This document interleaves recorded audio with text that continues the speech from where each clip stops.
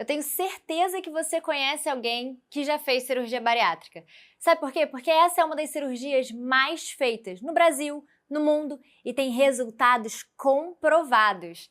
Então vamos entender um pouco melhor a definição, para quem que a gente indica, quais são as técnicas e as complicações da cirurgia, que é o assunto dos cirurgiões gerais. Vamos falar de cirurgia para obesidade, cirurgia bariátrica. E vamos começar definindo a obesidade. A gente tem aí uma doença crônica causada por um acúmulo excessivo e patológico de gordura. E isso por si só aumenta a morbimortalidade. Pode estar associada com outras doenças, tipo hipertensão, diabetes, dislipidemia, a apneia obstrutiva do sono, alterações da morfologia do coração e até neoplasia. Neoplasia de vesícula, de pâncreas, de rim.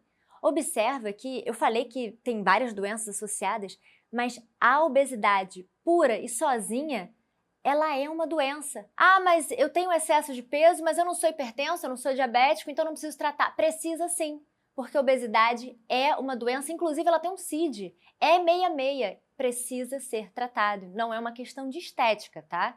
É doença. Então vamos começar a rastrear. Quem que é o paciente obeso?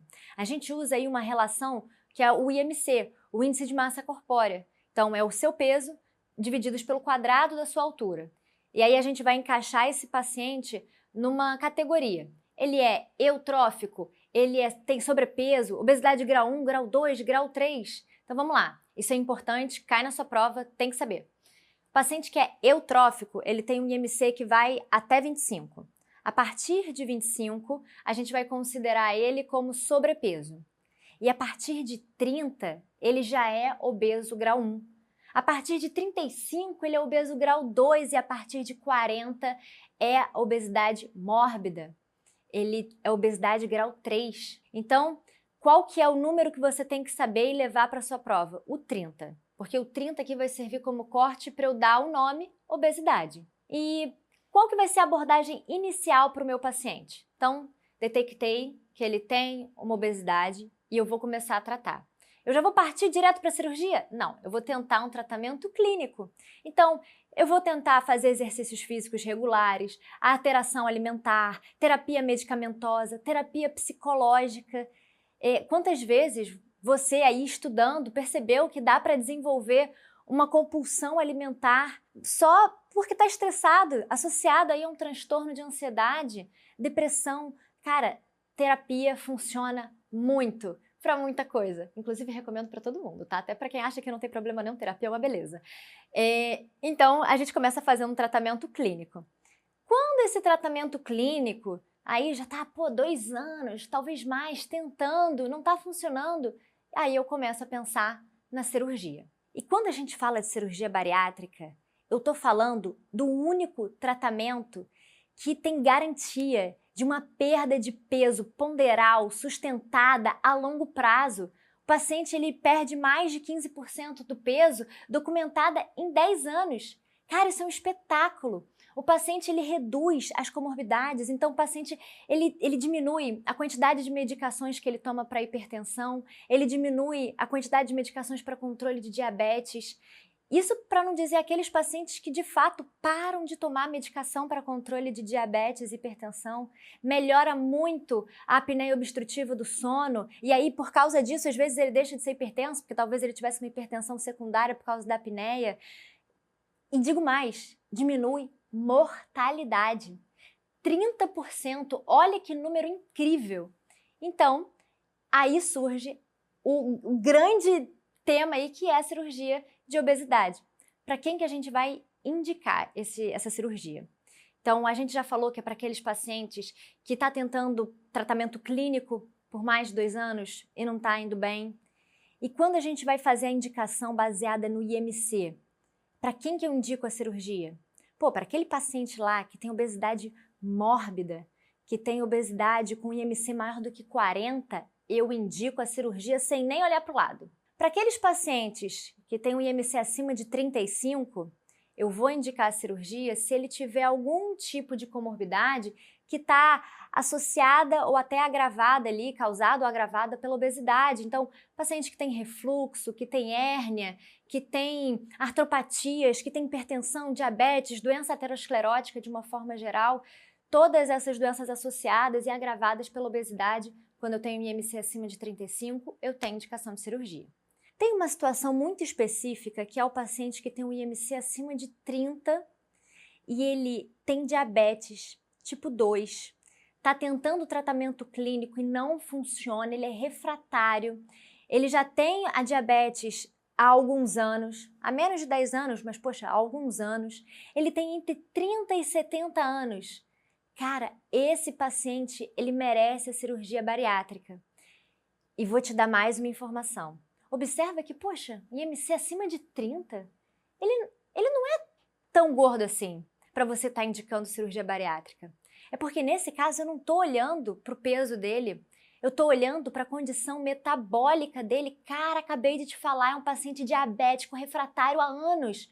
Eu tenho que fazer uma nova proposta para ele para tentar alcançar o melhor controle dessa doença metabólica que ele tem.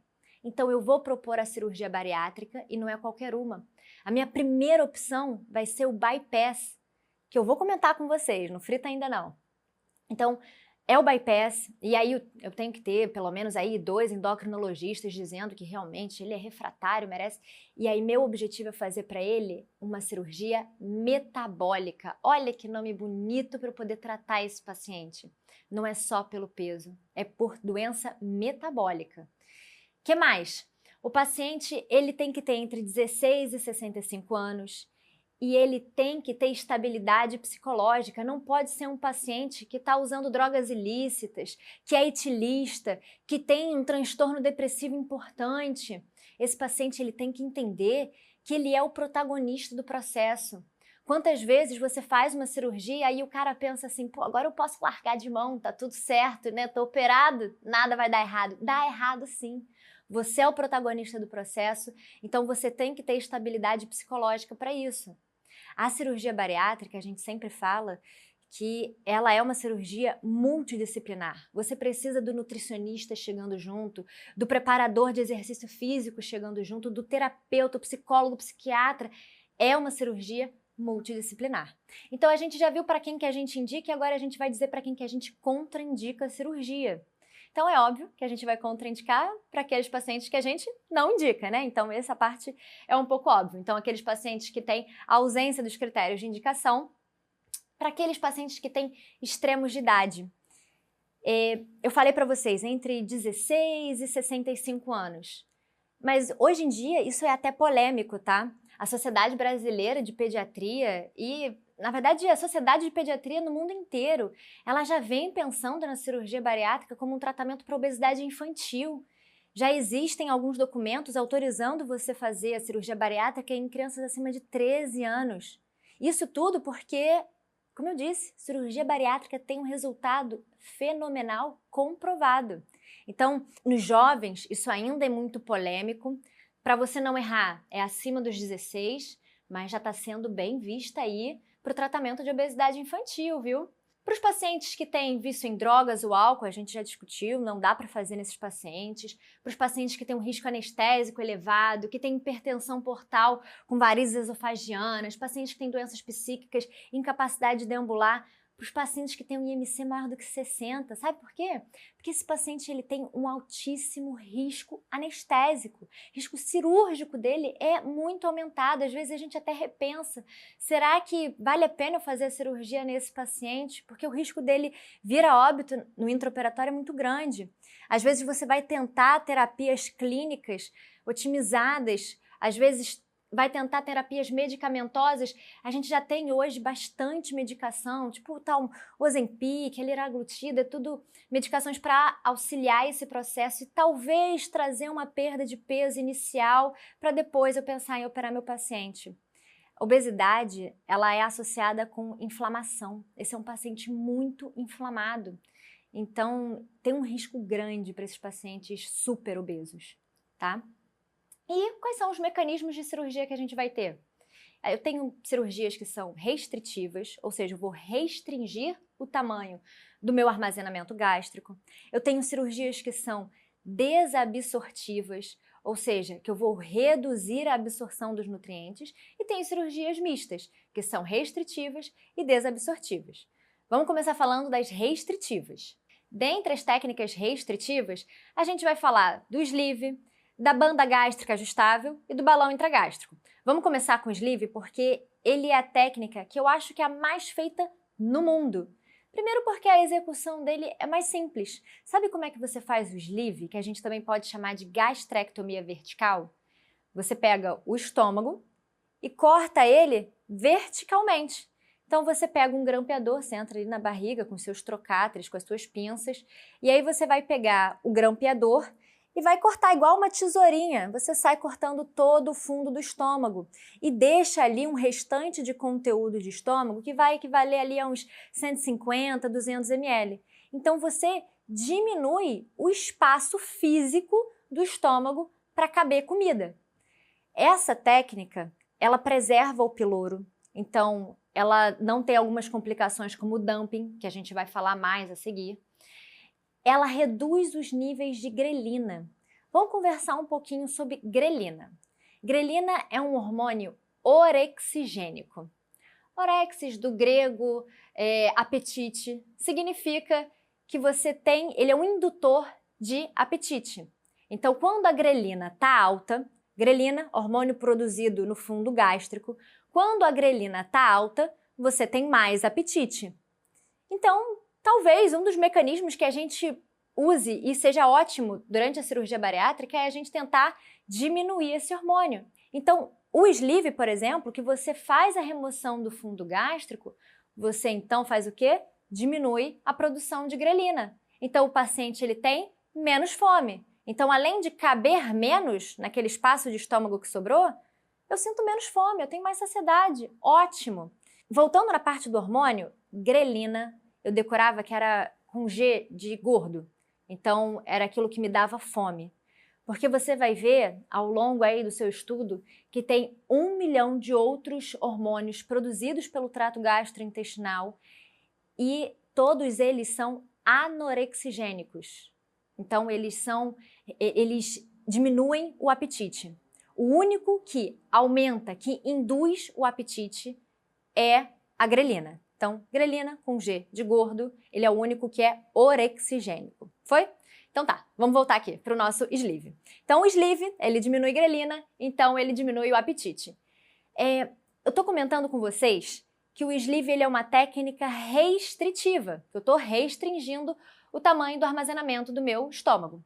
Mas no fundo, poxa, todas as técnicas elas têm um quesinho desabsortivo, tá?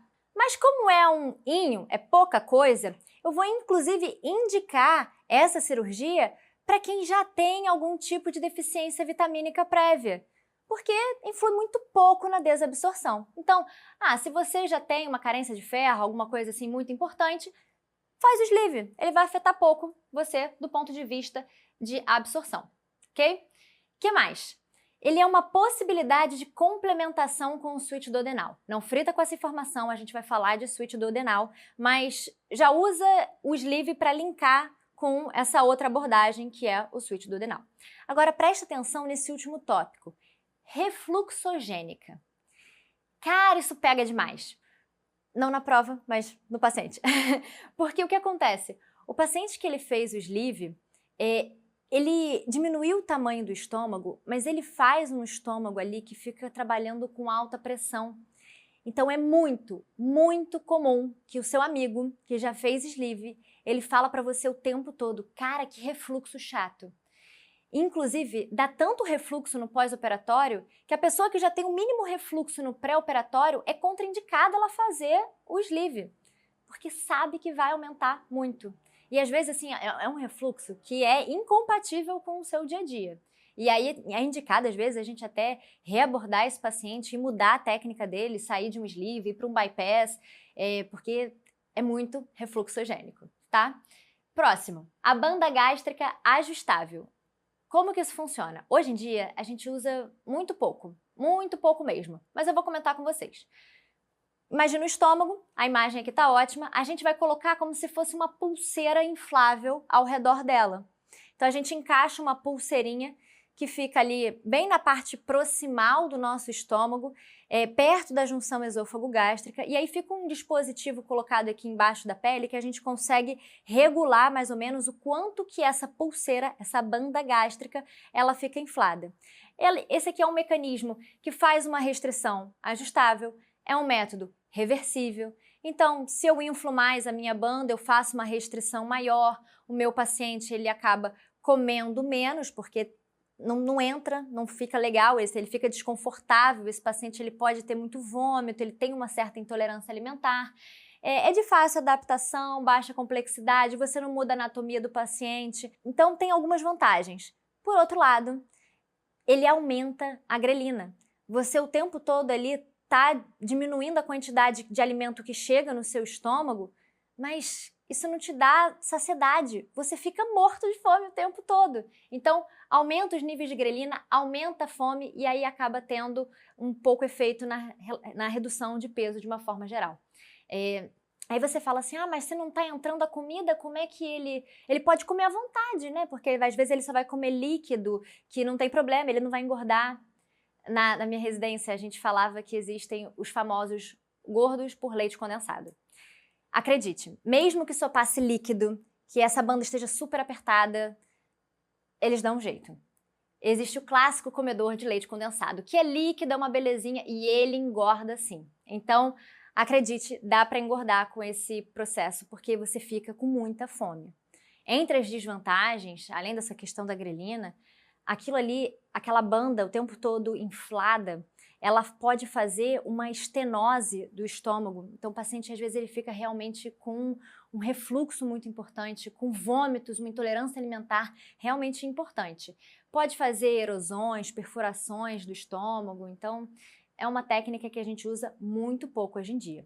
Ao contrário do balão intragástrico. O balão intragástrico, ele é uma opção muito boa hoje em dia, mas é uma opção temporária. A gente vai deixar esse balão mais ou menos aí por uns 6 meses a 1 ano.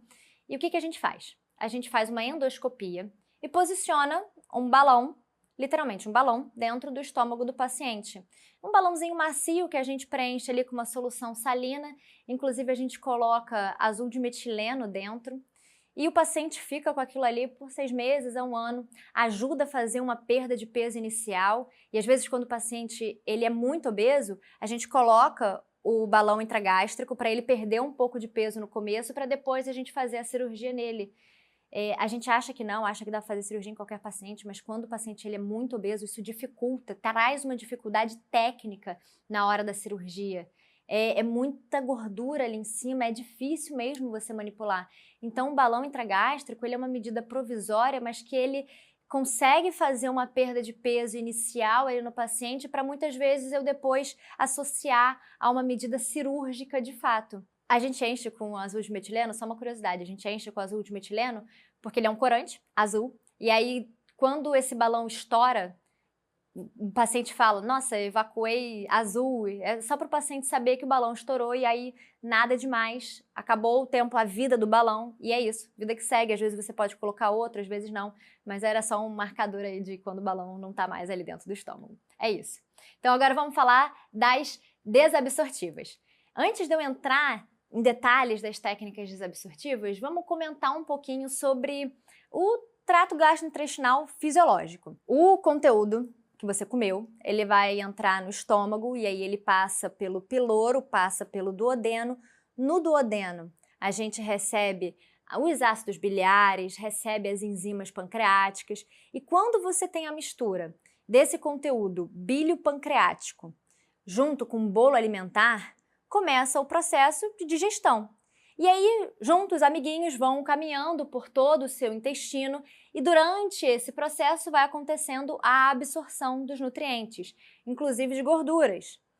E quando a gente tem essa absorção, ok, esse é o meu normal. O paciente fica nutrido, dependendo do que come, acaba ganhando mais peso. Qual que é o meu objetivo numa cirurgia desabsortiva? Eu vou entender que quanto menos tempo eu tiver bolo alimentar E esse conteúdo bílio-pancreático unido, quanto menos tempo eles estiverem juntos, significa que eu tenho menos tempo de absorção de nutrientes. Então, o meu objetivo nessas cirurgias é eu tentar atrasar o máximo possível esse encontro para que eu tenha menos tempo de absorção de nutrientes, causando uma desabsorção, causando perda de peso. É isso. Esse é meu objetivo nessa cirurgia. E é por isso que aqui a gente faz formulações anatômicas maiores. A gente pega um pedaço de ilho, bota lá em cima no estômago, na tentativa de excluir um pedaço da alça intestinal.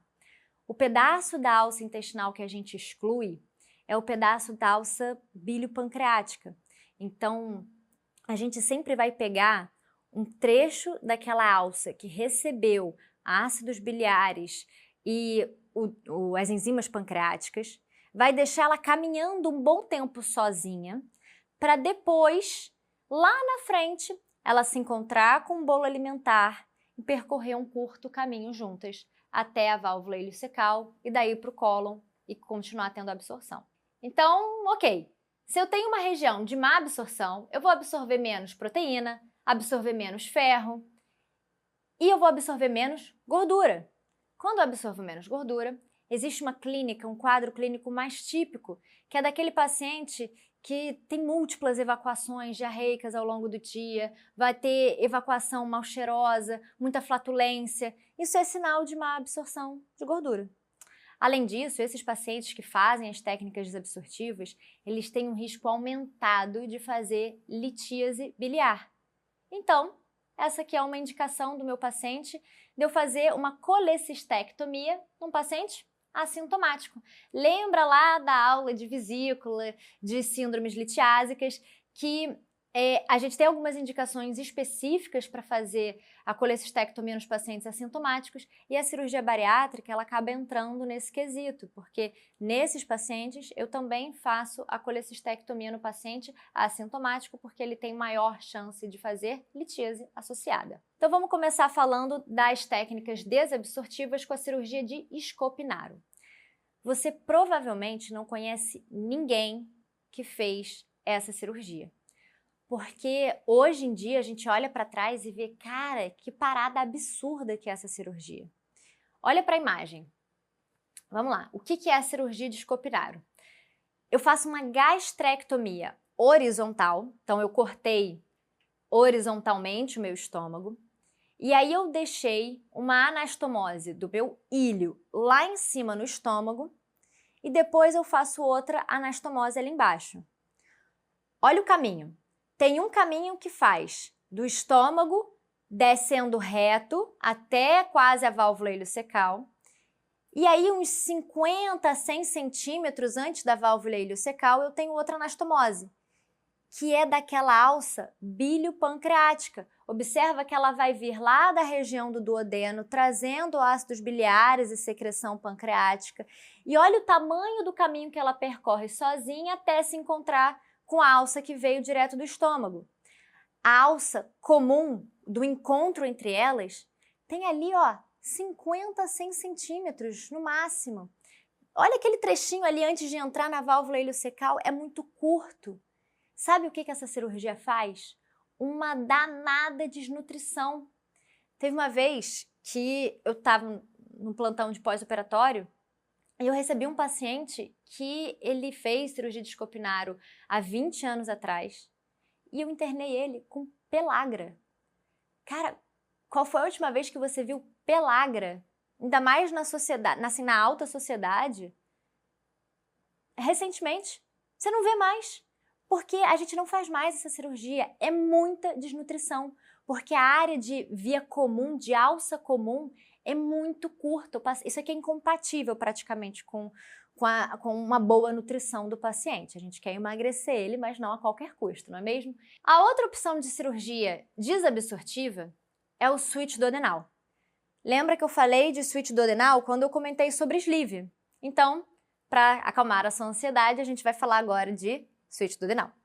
Olha bem para a imagem.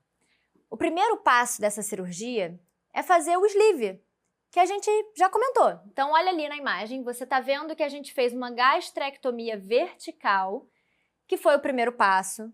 E aí a gente marca um 10, espera o paciente emagrecer um pouquinho. E aí, num segundo momento, a gente complementa essa cirurgia fazendo uma nova anastomose, também com a região do ilho, lá em cima, perto do meu piloro. Então, eu fiz a gastrectomia vertical, e aí passa pelo piloro, normal, não mexo nele. Chega o meu duodeno, e aí uns 2 centímetros depois que começou o duodeno, eu corto ele. E aí ele vai seguir todo um caminho excluso. Então, segunda, terceira, quarta porção do duodeno, toda a região do jejuno, tudo isso fica excluído. Vai andar passando ácidos biliares e enzimas pancreáticas sozinha. Quando chega lá no ilho, que aí sim eu faço a união daquela alça que estava vindo da minha região lá do estômago. Então eu também tenho uma cirurgia que é muito desabsortiva, porque eu faço uma anastomose com ilho. Então, olha mais uma vez ali, aonde o meu caminho azul escuro junto com o meu caminho azul claro, eles se juntam até encontrar a válvula iliocecal, ele percorre um caminho de via comum curto. Essa cirurgia, ela também é bastante desabsortiva. A vantagem é que ela preserva o piloro. Então, se ela preserva o piloro, eu não tenho síndrome de dumping. Mais uma vez, não frita, vou chegar lá. Então, de técnicas desabsortivas, é isso que a gente tinha para falar. E agora vamos falar de técnicas mistas, ou seja, elas são restritivas e desabsortivas. O maior exemplo disso é o bypass em Y de Roux. Então, a gente tem um componente restritivo, em que a gente vai fazer o que a gente chama de paute gástrico. Olha ali na imagem. A gente faz um corte vertical e um corte horizontal no estômago. E aí vai sobrar um pedacinho de estômago que tem ali seus 10 a 30 ml. Só é pouca coisa. E aí a gente vai juntar com essa restrição uma derivação do intestino, igual essas anastomoses que eu estava falando agora, que a gente vai desconectar um pedaço do intestino e jogar lá no estômago. Só que em vez de eu pegar uma região de ilho, eu vou pegar uma região de jejuno. Então eu faço uma comunicação ali com o meu estômago e deixo uma área de via comum muito maior, que vai ali de 80 a 150 centímetros. E isso varia, porque às vezes você está operando um cara que é um super obeso e você quer deixar então uma área de alça comum mais curtinha para ele emagrecer mais. Às vezes ele não é tão obeso assim, então você deixa uma alça de via comum maior, ele precisa desabsorver menos. Então é isso, eu tenho a combinação de um mecanismo restritivo com um desabsortivo, que comparando com aqueles outros que a gente falou, com o switch duodenal, comparando com o escopinaro, olha ali na imagem, olha a quantidade de alça de via comum a mais que tem comparando com aquelas imagens. Você vê que a seta azul clara e a seta azul escura, elas se encontram e ainda fazem um rolezinho juntas por mais tempo do que naquelas outras. Se você ficou ligado, tanto na escopinaro quanto no switch duodenal, eu também fazia gastrectomias. Significa que elas também têm um componente restritivo. Só que elas são tão desabsortivas que eu encaixo elas mais em técnicas desabsortivas do que em técnicas mistas. Aqui, técnica mista, o protagonista é o bypass, e aí eu tenho um equilíbrio, ela é mais restritiva até, mas ela é um equilíbrio aí de restrição e desabsorção. Ok? Então vamos para a próxima informação. Quais são os efeitos do meu bypass gástrico?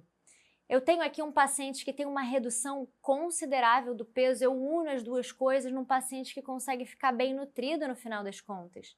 E digo mais, ele também tem redução dos níveis de grelina. Vamos recapitular, grelina é o único hormônio orexigênico, é o único hormônio indutor do apetite, porque grelina com G de gordo, então ele é indutor do apetite. Eu vou engordar com a minha grelina alta. Então, esse método, ele também reduz os níveis de grelina. Então, ele também vai provocar uma perda de peso porque meu paciente sente menos fome, tem mais saciedade. E olha essa informação preciosa. Ele melhora a função das ilhotas pancreáticas. E aí você começa a entender um pouco melhor aquele comecinho que eu falei das indicações de cirurgia bariátrica, quando eu falo que para aquele paciente que não é tão obeso, que tem ali o IMC maior do que 30, mas que tem um diabético tipo 2, refratário ao tratamento clínico, há alguns anos, esse paciente ele se beneficia dessa técnica, principalmente dessa técnica do bypass, porque você melhora a função das suas ilhotas pancreáticas, então você pode chegar até um cenário de cura da sua diabetes. Então, aqui, mais uma vez, eu volto com o assunto de cirurgia metabólica. Eu quero tratar principalmente a síndrome metabólica dele, muito mais do que só o peso dele, tá? E outra informação importante é que essa aqui vai ser a minha técnica de escolha para os pacientes que têm refluxo. Lembra de novo, eu falei para vocês que o sleeve dava um refluxo danado no pós-operatório. Então, para aqueles pacientes que já têm refluxo, eu já vou indicar o bypass para ele. Então, agora que você já domina mais as técnicas cirúrgicas, vamos falar das complicações. E a complicação mais comum de todas é a deiscência. Deiscência ali da anastomose, deiscência da minha linha de grampo. Todas essas técnicas que a gente faz principalmente por vídeo hoje em dia, tá?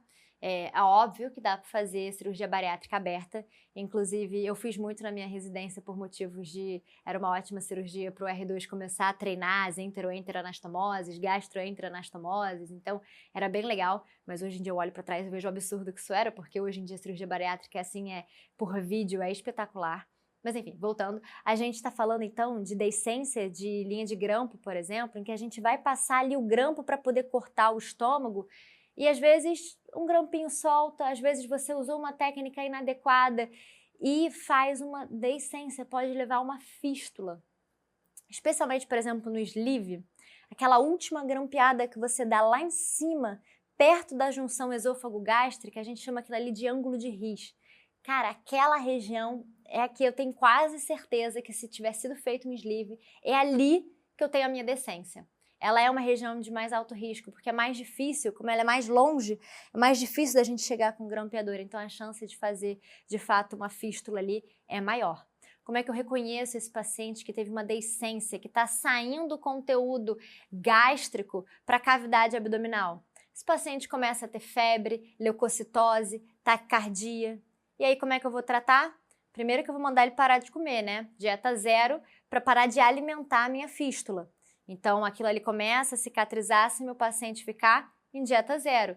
E aí eu vou propor, então, uma antibiótico terapia para ele. Se ele estiver fazendo uma coleção importante fora ali da minha região do trato gastrointestinal, eu posso propor uma drenagem percutânea, ali acompanhada por tomografia, ou então eu posso até fazer uma reabordagem cirúrgica para lavar aquela cavidade, para poder encontrar o ponto em que teve a deiscência e dar um novo ponto ali para poder fixar e fechar aquela abertura. Posso, em algumas situações em que eu tenho uma deiscência da anastomose, da gastroenteroanastomose, por exemplo, que é a junção do meu estômago com a minha alça de intestino delgado, eu posso até colocar como se fosse uma prótese, um stent ali, para evitar, para fechar aquele buraquinho. Então, para evitar que o conteúdo de dentro, que está passando pela anastomose, vaze. Então, são opções para o meu tratamento de uma deiscência, tá? Outra complicação é a síndrome de dumping. Então, finalmente chegamos nessa parte que você estava fritando até agora, porque isso cai na sua prova e você raramente lembra. O que é a síndrome de dumping? Ela vai acontecer ali em 50% dos pacientes que fazem gastrectomias parciais, especialmente nos pacientes que fazem o bypass. De uma forma geral, ela pode acontecer em todo paciente que eu não preservo o meu piloro. Lembra? Piloro é aquela região esfincteriana ali no final do meu estômago que faz um controle do meu esvaziamento gástrico. Quando eu perco esse controle, o alimento ele chega diferente no meu intestino depois que ele passou do estômago. Então, a síndrome de dumping, ela vai acontecer quando eu tenho um esvaziamento gástrico muito rápido, ou então quando eu tenho carboidratos simples chegando de uma forma muito súbita ali no meu intestino delgado. E é por isso que eu tenho 2 tipos de síndrome de dumping. Uma que vai ser causada por esse esvaziamento rápido e outra que vai ser principalmente causada por esse encontro súbito aí com carboidratos simples. Então vamos lá, vamos começar falando da síndrome de dumping precoce. Como o próprio nome já diz, ele é precoce, significa que ele vai acontecer ali nos primeiros 30 minutos depois que você fez a alimentação. Então você comeu, e aí aquele conteúdo que você comeu, que é um conteúdo hiperosmolar, ele chegou no seu estômago e ele rapidamente foi esvaziado para o seu intestino delgado.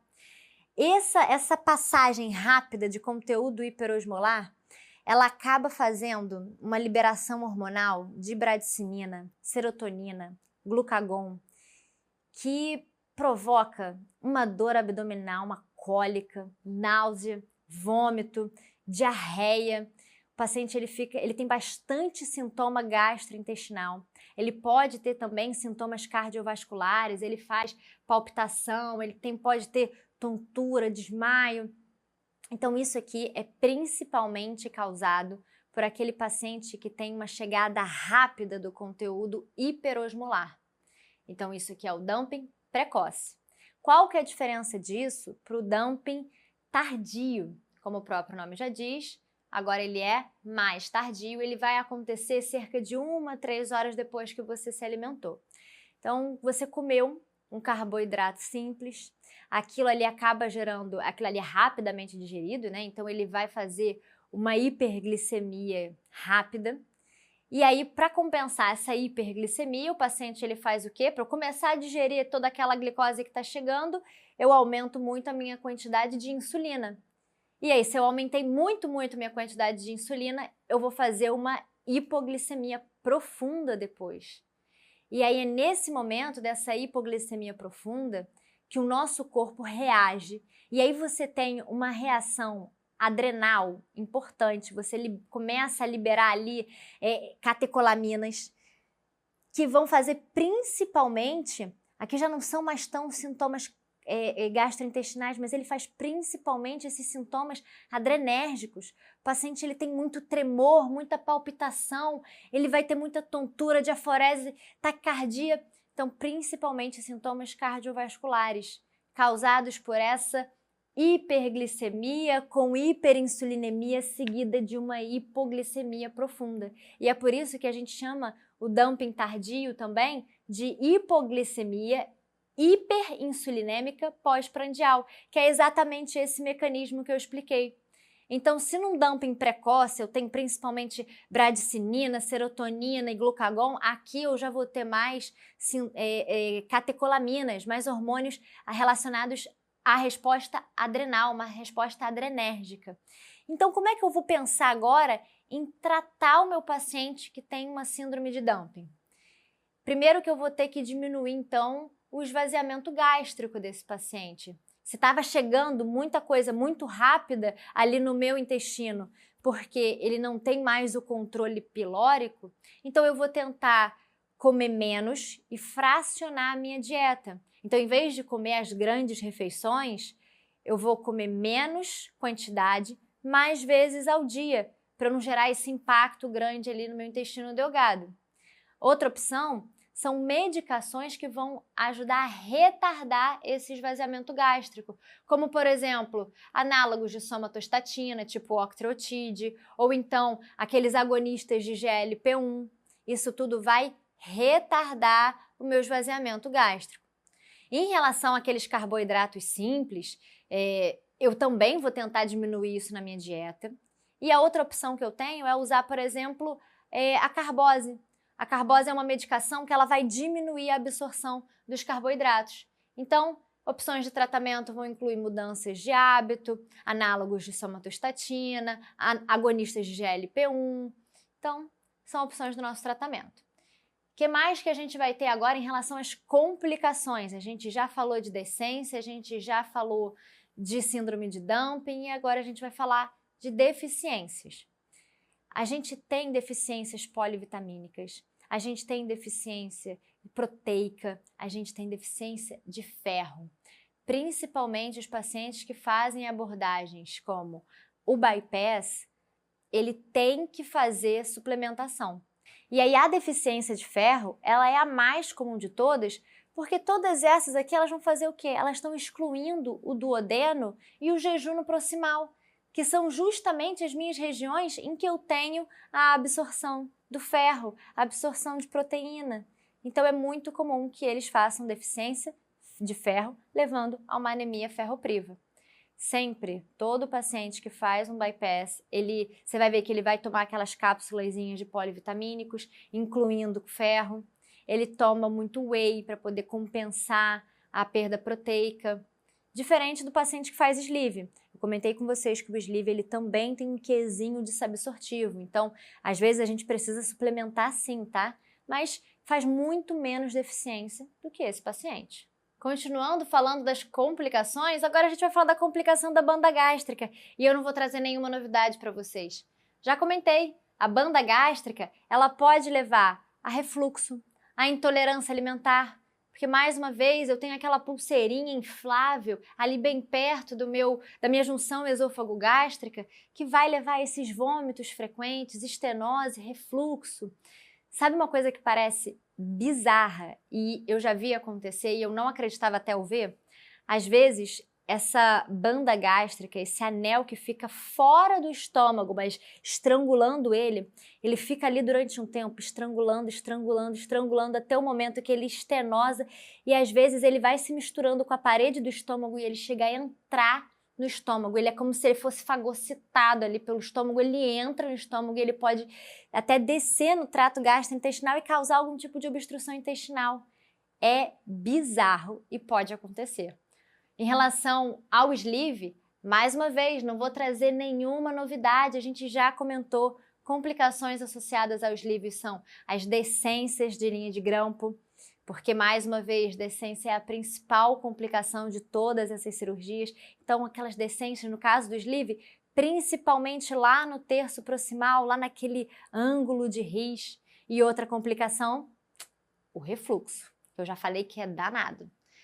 Isso acontece porque a gente tem aquele aumento da pressão do tubo gástrico que fica, então o paciente acaba tendo muito refluxo. E agora falando especificamente das complicações do bypass. Mais uma vez, a principal complicação é o quê? Decência. Já falei que é a principal complicação de todas essas aqui. Então, decência de anastomose é a principal complicação do bypass. Outras complicações que a gente tem ali dentro, obstrução intestinal. E aí não tem jeito, o tratamento é cirúrgico, é uma reabordagem cirúrgica.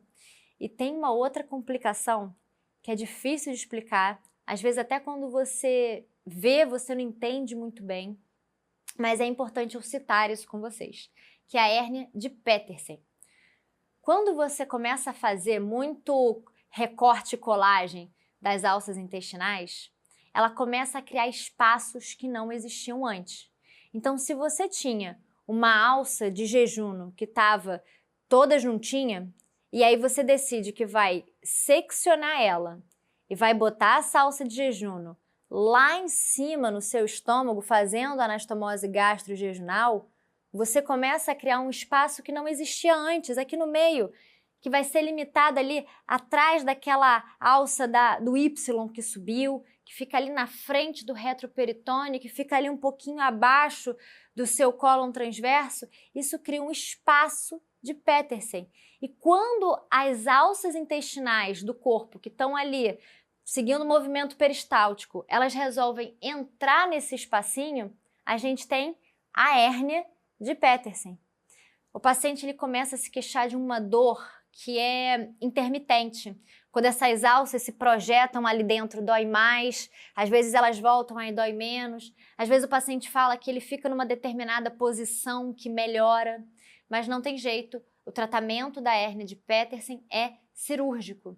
Às vezes, pensando em evitar essa hérnia, no final da cirurgia, a gente sempre tenta fechar esses espaços. Então, esse espaço aqui, a gente pode fazer uma sutura ligando esses dois mesos, né? Que é aquela parte que irriga o intestino. Então, a gente tenta ligar elas para fechar tudo que é buraco que possa ter ficado ali, todos esses espaços que possam ter ficado.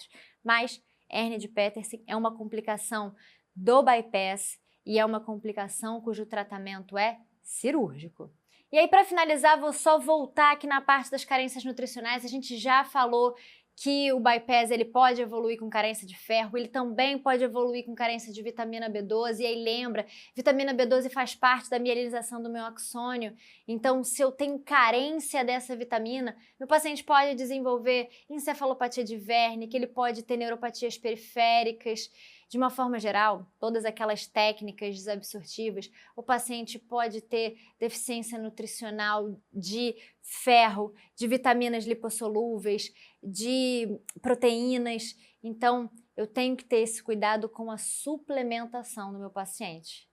Então, de cirurgia bariátrica, é isso. O que eu preciso que você leve dessa aula? Técnicas cirúrgicas, principalmente bypass e sleeve. Poxa, o sleeve, ele tem muito refluxo no pós-operatório, é uma técnica principalmente restritiva, enquanto que o bypass é uma técnica mista, tem a hérnia de Petersen como complicação, tem muitas carências nutricionais associadas. E no final das contas, para quem que eu indiquei a minha cirurgia bariátrica? É aquele paciente acima de um MC de 30, mas que tem aquela diabetes refratária ao tratamento clínico, há menos de 10 anos, tem entre 30 e 70 anos, eu vou propor uma cirurgia metabólica para ele. É aquele paciente que tem mais de 35 de IMC, mas tem doenças ali que são ocasionadas ou agravadas pela obesidade, ou então aquele paciente que já tem mais de 40 de IMC. Lembrando que atualmente está definido que é para o paciente entre 16 e 65 anos, refratário ao tratamento clínico por pelo menos 2 anos. Lembra do conceito de cirurgia metabólica para a prova e para a vida. Ajuda muito. E as complicações que a gente tem, a principal, a suprassuma de todas é decência. Decência da linha de grampo, decência de anastomose. Então a gente tem que saber identificar isso principalmente com uma tomografia e tratar, podendo ser ali com uma punção ou até com uma reabordagem cirúrgica. E que a hérnia de Petersen é um desafio diagnóstico e pode aparecer como complicação do meu bypass. Então, de cirurgia bariátrica é isso. É bem interessante o tema. Cai um pouco menos na sua prova, mas não desvaloriza porque é um assunto que está super em alta, tá bom? Um beijo. Valeu, galera!